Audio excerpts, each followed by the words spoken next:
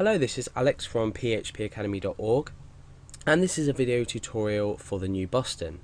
Now in this video we're going to be looking at our php.ini file. Now ini files, or ini files, however you decide to pronounce them. I say ini just because I'm being literal and saying each character. Is basically a configuration file. So you know that as soon as we see the file php.ini, we automatically know that this is a PHP configuration file. Now, what is our configuration file, our PHP configuration file, and where can we find it? Now, I've opened my text editor here, so I can open this file and we can have a look through at some of the features inside it and how we can change things about our PHP installation. So you can have a good look at this, maybe print it out, take it around with you, look at different things, because it's really useful to get to know inside of your php.ini file, because a lot of PHP problems that you'll later realize when you're coding actually come down to the settings in your php.ini file. So let's create an open dialog, open up an open dialog. Now you can see that at the moment I'm in c:\\examp/php. Now this is because I'm running an examp package. You can see here I've got my examp control panel open, and I've got Apache MySQL running, blah blah blah. This is just my package that I've installed that contains Apache along with PHP installed with Apache. So this is our folder with PHP, and it's got all the information and the runtime DLLs about with regards to our PHP installation. Now obviously the file we want is, let's just find it, it would be here, is php.ini. So this is the typical location depending on whether you've installed PHP yourself, if you've installed Apache and PHP yourself, or if you're using a package such as XAMPP, LAMP, some of the others ones, we've got WAMP I think. So let's go ahead and just open up our php.ini. Now obviously if you are having trouble finding this, you can just do a local search on your computer. Just make sure it looks like it's in a sort of relative location to your local web server. Okay, so when we open up this file, you notice that we have a warning and a bit about php.ini. Now this is very important. By default, PHP installs itself with a configuration suitable for development purposes and not for production purposes. Now what this means is the default installation php.ini is not suitable for when you were to, if you were to say, okay, so I've got a local web server on my computer, here's my IP address, you can see what pages I'm running. Always, always, always, when you want to show people or release PHP files or a project that you've created, always upload it to a paid hosting or a free hosting, but some kind of commercial hosting website. Because what you don't want is you don't want to have the inexperience of not setting this file up properly and you suffering for that. So there's lots of security aspects that when we enable settings and disable settings in this php.ini file, we tend to find that we're allowing ourselves vulnerability. So we can go down, you can see the standard syntax in here is that we've got the semicolon as end of a line. So, well, as a comment in this purpose. So you can see that we've got loads of semicolons here that are basically just commenting this out. So this won't be processed by PHP. So let's go down and find a setting. Okay, so you can see that things like engine on is not commented out. So these are settings that are currently in use and that you can modify. So let's go down and find something that we might change. Okay, so you've got things like zlib.output compression off. You've got a quite a descriptive description up here, quite an extensive description of what it does, as you do with most settings. So you'll find that a lot of this file is actually description. So we're not going to change any settings now, we'll leave that till later when we need to. We're going to talk about things like error handling and how we can change this inside our php.ini file. Just one more note is when you make a modification to php.ini, if you were to say print this out and go through and read it, and you might get to a stage in your programming where you know that you want to change a value.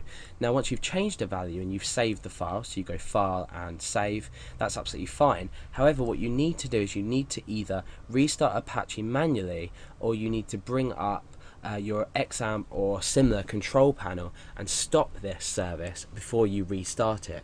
So for example, if I was to change something in here, so if it was to change this value for any reason, I should then open up my XAMPP or other control panel, and I stop the service, simply stop the service. Let's press that again. Okay, so the service is now stopped. We can click start again, wait till that starts back up, and it's running again. Now what we've done is PHP has taken into account the changes that you've made and will now process them according to what you've written. So my strong recommendation will be to have a look through this, see if anything catches your eye, get to know different values and what they do, and read some of the descriptions if you have time, because it's a really useful file to know what you're doing with. A lot of PHP problems that crop up, like I said, are to do with files or to do with the values in this either being disabled or enabled or switched to something that not allowing a certain piece of code that you're using or certain method you're using on your website or code not to work. So php.ini file is basically the PHP configuration file for PHP. Have a browse around it, and hopefully it will be of some use to you in the future. Hello, this is Alex from phpacademy.org, and this is a PHP video tutorial for the New Boston. Now in this video tutorial I'm going to be talking about code indentation, what code indentation is and why it should be used. Now for an example, let's take a look at the following file. I've got index2.php. Now this file works, it works perfectly in fact, apart from one thing I've just spotted, and if name equals str to lower, this needs to change, str to lower. Okay, so I always forget something. Okay, so the file that we're looking at now works perfectly. Let's go ahead and open our browser and test it. Okay, so let's open that up. Okay, so it says you're over 21, yes, 1 is equal to 1. So let's go back to our code and see why.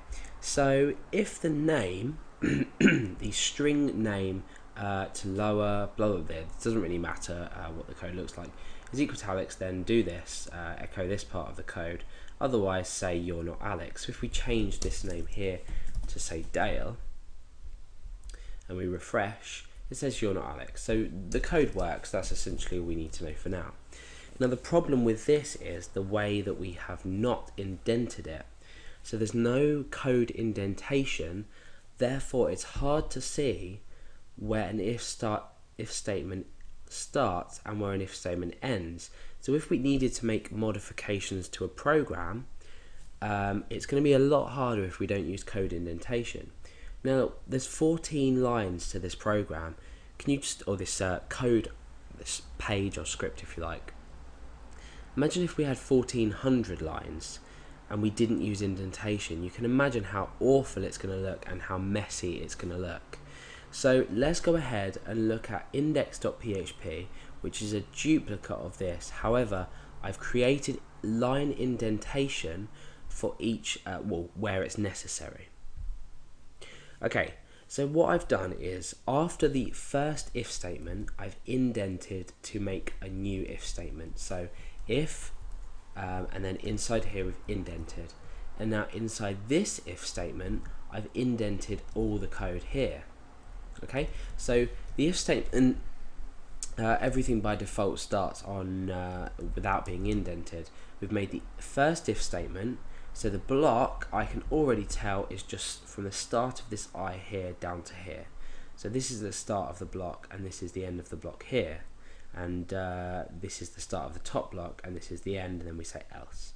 So inside of this block here where we're saying is age greater than or equal to 21, this is inside, and we can automatically tell that because we've got straight down here, and straight down here, and then we've indented just the echo inside of here.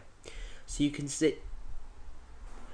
see how code indentation makes a whole lot of difference when you're trying to view a file.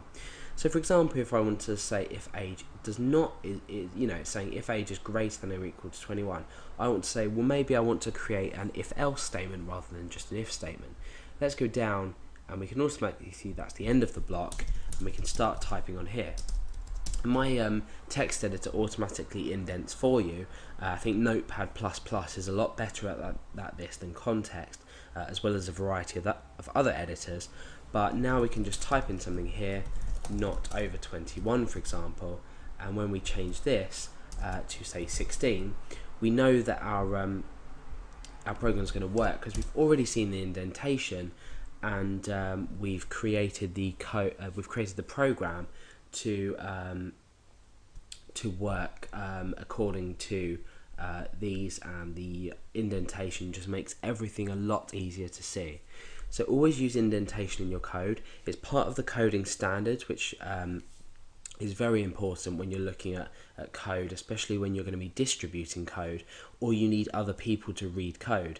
You may understand how your code works, and it may work in fact, so you might think, why do I need to indent and everything like that? Well, the answer is that if other people do need to see your code, or if you need to make quick modifications to your code, it's going to be a lot easier to see if you've used indentation.